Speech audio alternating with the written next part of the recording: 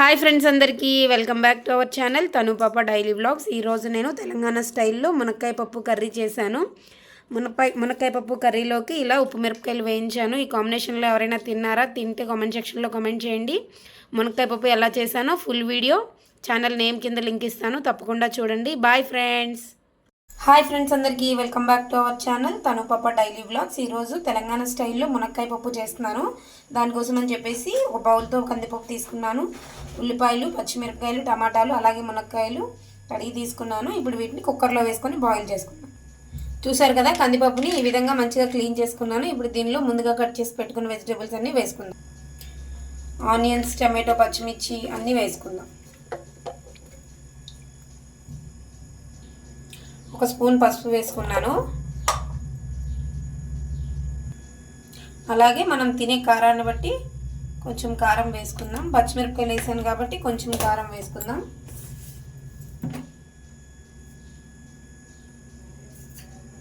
దీనిలో వాటర్ వేసుకుందాం. వాటర్ వేసుకొని పప్పు పొంగిపోకుండా ఉండడానికి కొంచెం ఆయిల్ వేసుకున్నాను. ఇప్పుడు దీనిలో మనం ముందుగా కట్ చేసి పెట్టుకున్న మునక్కాయ ముక్కలు వేసుకొని కుక్కర్ మూత పెట్టేసి గ్యాస్. చూసారు కదా, 4 విజిల్స్ వచ్చిన తర్వాత పప్పు మంచిగా ఉడికిపోయింది. ఇప్పుడు దీనిలో మునక్కాయ ముక్కలన్నీ తీసి పక్కన పెట్టుకుందాం. మునక్కాయలతో పాటు మనం మెదిపేస్తే మునక్కాయలు కూడా మెత్తగా అయిపోతాయి. దానికోసమని మునక్కాయలు పక్కకు ఈ విధంగా మునక్కాయ ముక్కలన్నీ సపరేట్ చేసేసుకున్నాను. ఇప్పుడు పప్పులో మన టేస్ట్కి సరిపడే ఉప్పు వేసుకుందాం. ఉప్పు వేసుకొని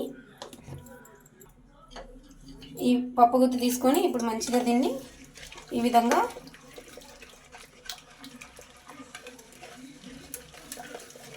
మెదుపుకోవాలి. పప్పు ఈ విధంగా పప్పు గుత్తితో చేయడం వల్ల సాఫ్ట్గా అయిపోతుంది. మునక్కాయ ముక్కలు దీనిలో వేస్తే మునక్కాయలు కూడా మెత్తగా స్మాష్ అయిపోతాయి. దానికోసం అని చెప్పేసి మునక్కాయలు సపరేట్గా తీసుకోవాలి.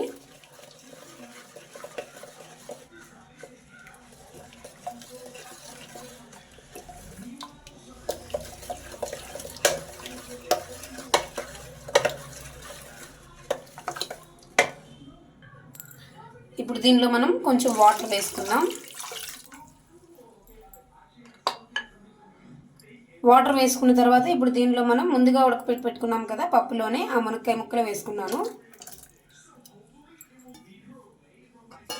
ఆ తర్వాత ఇది చిన్న నిమ్మకాయ సైజు చింతపండు నానబెట్టుకున్నాను. దాన్ని గుజ్జు తీసి వేసుకున్నాను. ఈ విధంగా చింతపండు రసం కూడా వేసేసాను. వేసేసి ఇంకొంచెం వాటర్ యాడ్ చేసి ఇప్పుడు ఉప్పు చెక్ చేసుకుందాం.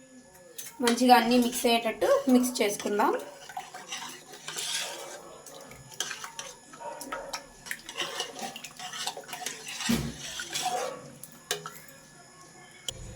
ఇప్పుడు ఈ పప్పుని కాసేపు గ్యాస్ పైన పెట్టి చింతపండు రసం పోసాం కదా, అది పచ్చివాసన పోయేంత వరకు ఉడకనిద్దాం. తర్వాత దీన్ని తాలింపు వేసుకుందాం. పప్పు మంచిగా ఉడికిపోయింది. దానికోసం అని చెప్పేసి తాలింపు వేయడానికి గ్యాస్ ఆన్ చేసి కడాయి పెట్టాను. కడాయి మంచిగా హీట్ అయిన తర్వాత కొంచెం ఆయిల్ వేసుకుందాం.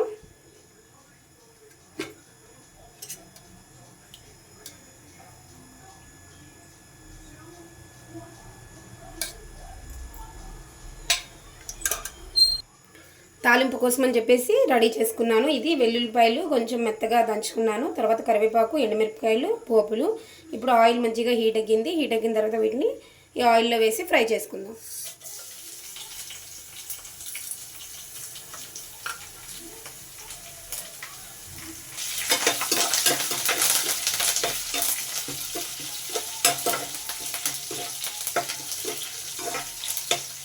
పోపు దినుసులు మంచిగా బ్రౌన్ కలర్లోకి వచ్చిన తర్వాత ఇక్కడ బాయిల్ అవుతున్న పప్పుని, ముందుగానే బాయిల్ చేసుకున్న పప్పుని పోపు దినుసుల్లో వేసేస్తే ఎంతో టేస్టీగా ఉండే మునక్కాయ పప్పు రెడీ.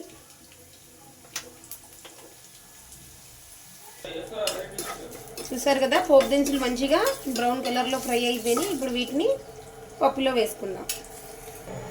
పోపు దినుసులు ఇప్పుడు పప్పులో వేసుకుందాం.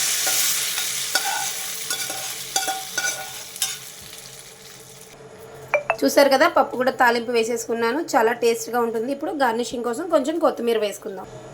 ఈ విధంగా కొత్తిమీర వేసుకోవడం వల్ల టేస్ట్ చాలా బాగుంటుంది. మీరు కూడా ట్రై చేయండి, చాలా టేస్టీగా ఉంటుంది, చాలా బాగుంటుంది.